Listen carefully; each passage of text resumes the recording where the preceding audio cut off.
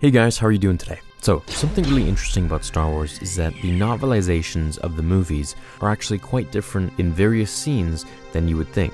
There's a lot of extra dialogue, a lot of extra scenes, and we really get to go into the minds of the characters during really pivotal moments. In today's video, I want to go over something that I found really interesting, and I think you will too. It takes place during the Invisible Handship, during the fight between Anakin and Dooku. Now this is at the point where Obi-Wan is already thwarted away with the Force and out of the picture. And during this time, which I'm going to make a separate video on itself because it's like 3 or 4 pages long, Dooku is explaining in his mind, or rather revealing to the reader, what he actually starts to realize about Anakin and what he really starts to see before him as Anakin is slowly transforming, and even reveals that he's already half Sith. Anyways, in today's video, I'm going to go over something that gives us a bit of insight as to what Anakin sees as he's fighting Dooku near the end, just before he actually defeats him. So here it is. When Count Dooku flies at him, blade flashing, Watto's fist cracks out from Anakin's childhood to knock the Sith Lord tumbling back.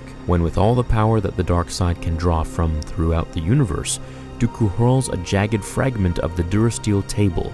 Shmi Skywalker's gentle murmur, "I knew you would come for me." Anakin smashes it aside. His head had been filled with the smoke from his smothered heart for far too long. It has been the thunder that darkens his mind. On Argonar, on Jabim, in the Tusken camp on Tatooine, that smoke had clouded his mind, had blinded him and left him flailing in the dark, a mindless machine of slaughter.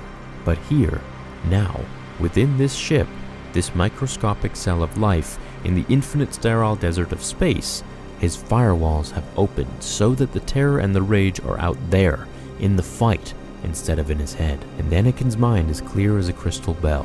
In that pristine clarity, there is only one thing he must do: decide. So he does. He decides to win.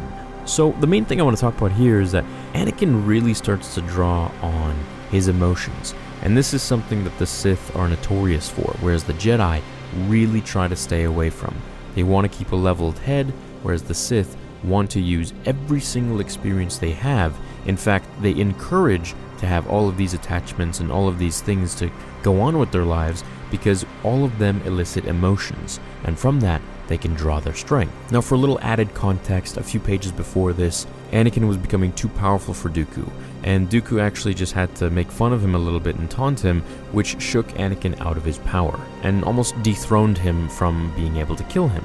And it explains this in great detail as Dooku is talking about what he's doing and what he sees from Anakin when he taunts him. How Anakin is just entirely afraid of his fear and of his rage and of letting go in general, of what would happen if he actually used the rage within him.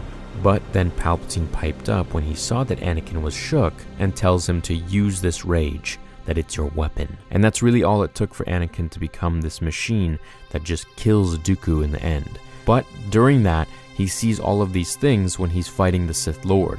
He's not even seeing Dooku at that point. He's just seeing, Watto and treating him like the slave that he was. And then when Dooku hurls that table at him, which I think would have been a really cool scene to see in the film, which we didn't get, probably because of pacing or whatever, Anakin sees his mother being rescued by him on Tatooine.